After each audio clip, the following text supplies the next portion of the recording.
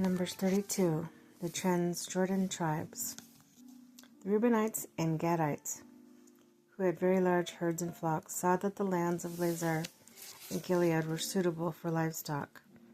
So they came to Moses and Eleazar the priest and the leader of the community and said, Adaroth, Dibon, Jazer, Nimrah, Heshbon, Eliah, Sebam, Nebo, and Beon. The land the Lord subdued before the people of Israel are suited for livestock, and your servants have livestock. If we have found favor in your eyes, they said, let this land be given to your servants as our possession. Do not make us cross the Jordan. Moses said to the Gadites and Reubenites, should your fellow Israelites go to war while you sit here? Why do you discourage the Israelites from crossing over to the land the Lord has given them? This is what your father did when I sent them from Kadesh Barnea to look over the land after they went up to the valley of Eshcol and viewed the land. They discouraged the Israelites from entering the land the Lord had given them. The Lord's anger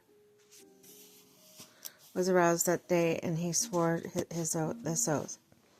Because they have not followed me wholeheartedly, not one of those who were 20 years old or more when they came out of Egypt, they will see the land I promised an oath to Abraham, Isaac, and Jacob. Okay. Not one except Caleb, son of Jephunneh the Kenizzite, and Joshua the son of Nun. They followed the Lord wholeheartedly. The Lord's anger burned against Israel. He made them wander in the wilderness for 40 years, until the whole generation of those who had done evil in his sight was gone. And here you are, a brood of sinners, standing in the place of your fathers, making the Lord even more angry with Israel. If you turn away from following him, you will again leave all these people in the wilderness, and you will be the cause of their destruction. Then they came up to him and said, we would like to build pens here for our livestock and cities for our women and children, but we will arm ourselves for battle and go ahead of the Israelites until we have brought them to their place. Meanwhile, our women and children will live in fortified cities for protection from the inhabitants of the land. We will not return to our homes until each of the Israelites have received their inheritance. We will not receive any inheritance with them on the other side of the Jordan, because our inheritance has come to us on the east side of the Jordan. Then Moses said to them, you will do this. You will arm yourselves before the Lord for battle, and and if all you who are armed cross over the Jordan before the Lord until he has driven his enemies out before him, then when the land is subdued for the Lord, you may return and be free from your obligation to the Lord and unto Israel, and the land will be your possession before the Lord. But if you fail to do this, you will be sinning against the Lord, and you may be sure that your sin will find you out. Build cities for your women and children, and pens for your flocks, but do what you have promised. The Gadites and the Reubenites said to Moses, we, your servants, will do as our Lord commands. Our children and wives, our flocks and herds will remain here in the city of Gilead. But your servants, every man who is armed for battle, will cross over to fight before the Lord, just as our Lord says. And Moses gave orders about them to Eleazar the priest and Joshua, son of Nun, and to the family heads of the Israelite tribes.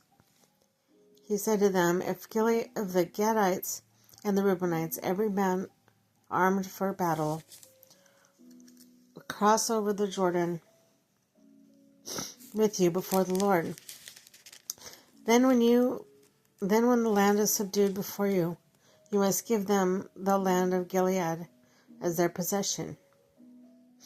But they do not cross over with you armed. They must accept their possession with you in Canaan. The Gadites and the Reubenites answered, your servants will do what the Lord has said. We will cross over before the Lord unto Canaan, armed, but the property we inherit will be in the side of the Jordan. Then Moses gave to the Gadites and Reubenites and half tribe of Manasseh, son of Joseph, the kingdom of Sihon, king of Amorites, and the kingdom of Og, king of Bashan, the whole land around the cities and territory around them. The Gadites built up Dibon, Adaroth, Eror, Etroth, Shophon, Lake Jezar, Jogbeha, Beth Nimrah, and Beth Haran as fortified cities, and built pens for their flocks. And the Reubenites rebuilt Heshbon, Eliah, Kiriathaim, as well as Nebo, Baal, Meon. These names were changed. And Sibmah. They gave names to the cities they rebuilt. The descendants of Machir, son of Manasseh, went to Gilead, captured it, and drove out the Amorites who were there. So Moses gave Gilead to the Acharites, the descendants of Manasseh, and they settled there. Jair, a descendant of Manasseh, captured their settlements and called them Havoth Jair. And Nabah captured Kenah and surrounded settlements and called Nobah after himself.